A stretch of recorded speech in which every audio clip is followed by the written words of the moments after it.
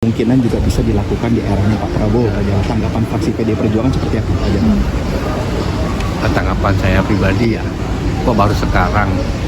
Sebelumnya kan sudah memaksakan, sudah menyampaikan, sangat siap ya, baru sekarang. Tapi terus saya pribadi melihat memang tidak mudah untuk memindah ibu kota dan jangan terlampau dipaksakan. Ya.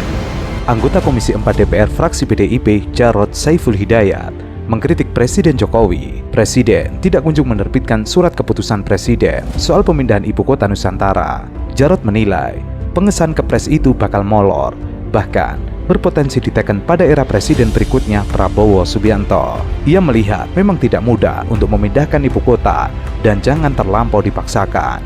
Sangat tidak mudah, termasuk progresnya, termasuk juga untuk upacara 17 Agustus. Sangat tidak mudah masuk progresnya, termasuk juga untuk upacara 17 Agustus ya. Kalau terlalu dipaksakan, ya begitu hasilnya. Listrik belum masuk, air juga belum masuk, infrastruktur juga masih belum siap, begitu ya. Artinya apa? Inilah salah satu konsekuensi dari kebijakan yang tergesa-gesa. Jarod juga menyoroti banyak ketidaksiapan IKN, mulai dari infrastruktur hingga ketersediaan listrik dan air. Inilah salah satu konsekuensi dari kebijakan yang tergesa-gesa, terutama di dalam implementasinya, di dalam eksekusinya. Ketua DPP PDIP itu menilai pemindahan ibu kota mestinya tidak terlalu dipaksakan, bahkan terlalu percaya diri. Karena saat ini banyak kekurangan di IKN yang mulai terungkap. Ia meminta agar Jokowi jangan terlalu pede, karena sebelumnya ia menyampaikan IKN sudah sangat siap, ternyata belum. Ya, tergesa-gesa, terutama di dalam implementasinya, di dalam eksekusinya. Jadi, ya saran saya sih, benar jangan dipaksakan. Makanya di awal jangan terlalu pede gitu loh. Karena sebelumnya kami menyampaikan sudah sangat siap gitu ya. Kita belum juga kan. Sementara itu, Presiden Jokowi mengaku surat Kepres soal pemindahan IKN dari Jakarta ke Kalimantan Timur belum rampung dan tidak mau dipaksakan. Tidak menutup kemungkinan Kepres itu diterbitkan oleh Prabowo Subianto nantinya. Seperti IKN kan mau bulan Juli, itu progresnya seperti apa sekarang dan apakah akan terlaksana dalam waktu dekat? Airnya udah siap belum? Listriknya udah siap belum? Tempatnya udah siap belum? Kalau siap, pindah. Sejarawan Belum dapat laporan dari BUMN. Sudah, tapi belum. Sudah, tapi belum. Tapi soal Kepresnya bakalan Kepres pemindahan ibu kota apa bakal terlaksana sebelum 17 Agustus?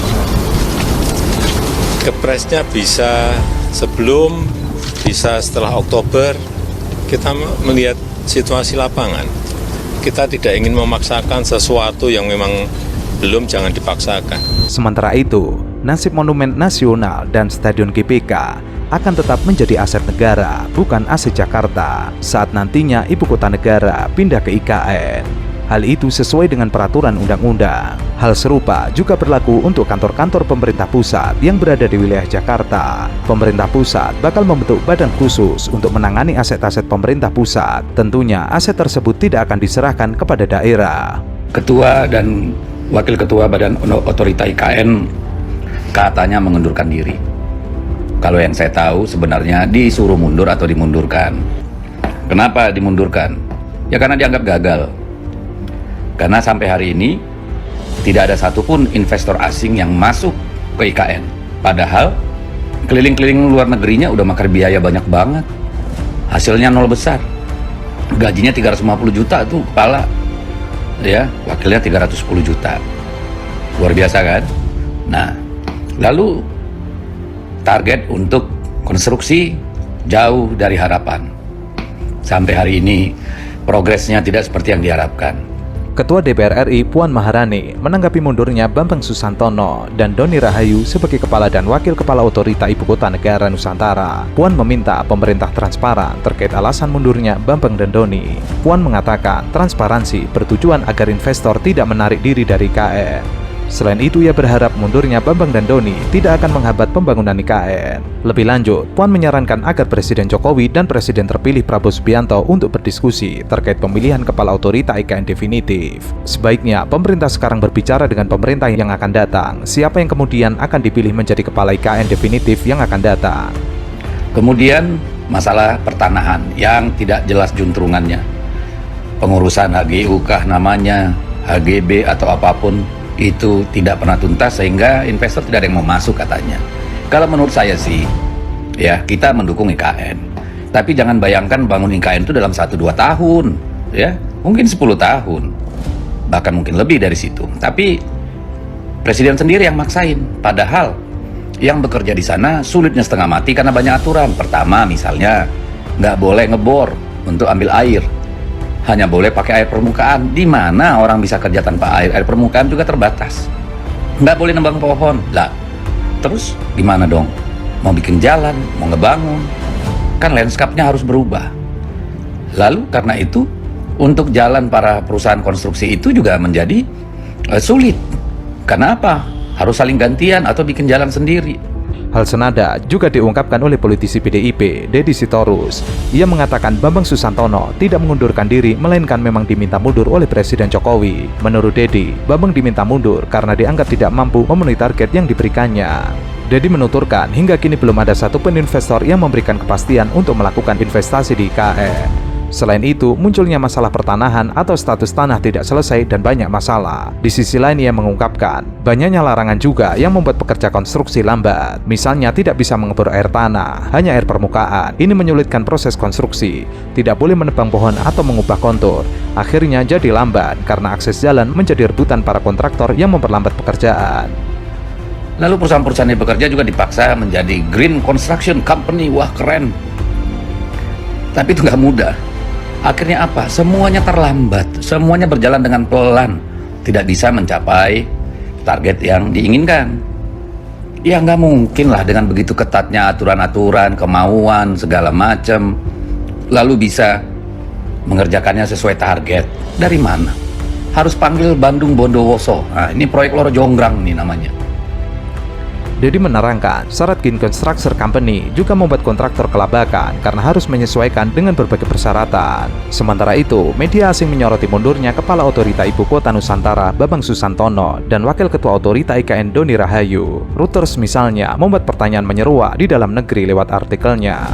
Ketua dan Wakil Ketua Badan yang mengawasi rencana Ibu Kota Baru Indonesia tiba-tiba mengundurkan diri, menimbulkan pertanyaan tentang proyek senilai 32 miliar US dollar. Dengan Jakarta, ibu kota saat ini yang berpenduduk 10 juta jiwa, penuh sesak dan dilanda kemacetan lalu lintas besar-besaran serta banjir kronis dan tenggelamnya tanah, Indonesia sedang membangun ibu kota baru yang disebut Nusantara di hutan Kalimantan Timur.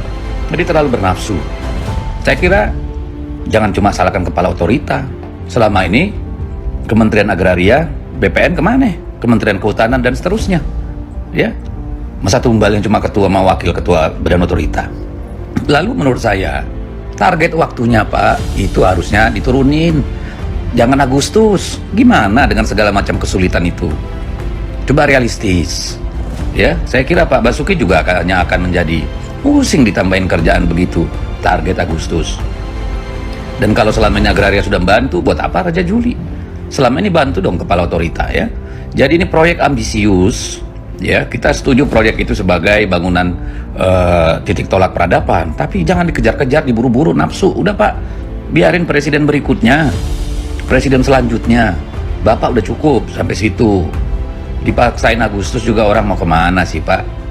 Ya, udah nggak usah buru-buru, santai aja, jangan terlalu ambisius. Iya Pak. Ya, kami harus jujur menyatakan bahwa kami masih menunggu Perpres tentang hak keuangan eselon 1 dan turunannya pada saat ini. Kalau boleh jujur juga, saya dan Pak Doni juga butuh waktu 11 bulan hingga kami mendapatkan salary.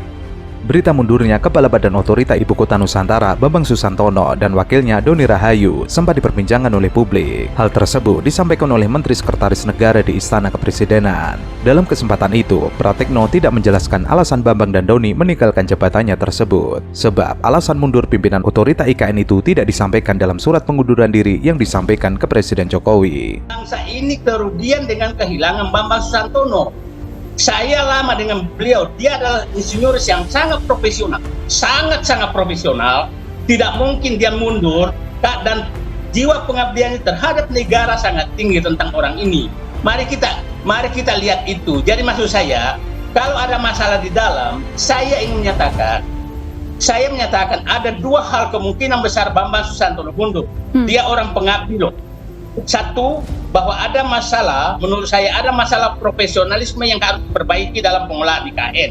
Kedua, ada masalah amburadul yang mungkin terkait dengan integritas, itu yang perlu diperbaiki ke dalam. Namun belakangan, sedikit demi sedikit, permasalahan IKN mulai terkuak ke publik. Salah satunya, pada pertengahan tahun lalu, tepatnya pada awal April 2023, Bambang Susantono sempat menceritakan bahwa ia dan Doni Rahayu telah dibayar gajinya bahkan hampir setahun lamanya. Ia mengatakan bahwa kami masih menunggu perpres tentang hak keuangan eselon 1 dan turunannya pada saat ini. Kalau boleh jujur juga, saya dan Pak Doni butuh waktu 11 bulan hingga mendapatkan salary. Oleh sebab itu, permasalahan hak keuangan pejabat eselon 1 ke bawah akan segera dibahas.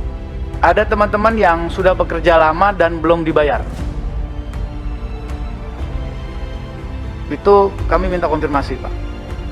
Apalagi bulan puasa begini, mau lebaran, nggak ada gajian, zolim kami, Pak. Kita zolim, Pak. Kalau Pak Ustadz Al-Mukarram Gus Pardi Gaus pernah ngajarkan ke saya, maka bayarlah para pekerja sebelum keringat itu kering. Bayar, Pak. Ya, kami harus jujur menyatakan bahwa kami masih menunggu perpres tentang hak keuangan eselon 1 dan turunannya pada saat ini. Kalau boleh jujur juga, saya dan Pak Doni juga butuh waktu 11 bulan hingga kami mendapatkan salary. Hal ini menyambung kabar gaji pegawai Otorita IKN belum dibayar berbulan-bulan lamanya, seperti yang ramai diberitakan sebelumnya. Dalam rapat dengar pendapat di DPR itu, Bambang menceritakan ia masih menunggu peraturan presiden atau perpres yang mengatur hal tersebut. Kemudian, pada pertengahan April 2023, Wakil Kepala Otorita IKN Doni Rahayu menyatakan Presiden Jokowi sangat mendukung percepatan penyelesaian masalah gaji pegawai yang belum dibayar berbulan-bulan. Gitu. Jadi ya sudah dibahas ini yang hak keuangan untuk pejabat eselon 1 ke bawah ini di Menko Polhukam, Ibu sekalian, dan ini meluncur ke Presiden sekarang begitu. Jadi ini teman-teman saya ini merupakan teman-teman yang tangguh, Ibu sekalian. Jadi ya demikianlah kondisinya begitu ya. Dan mereka juga tetap bekerja dengan semangat, tapi tentu saja kami juga melakukan langkah-langkah agar ini bisa dipercepat.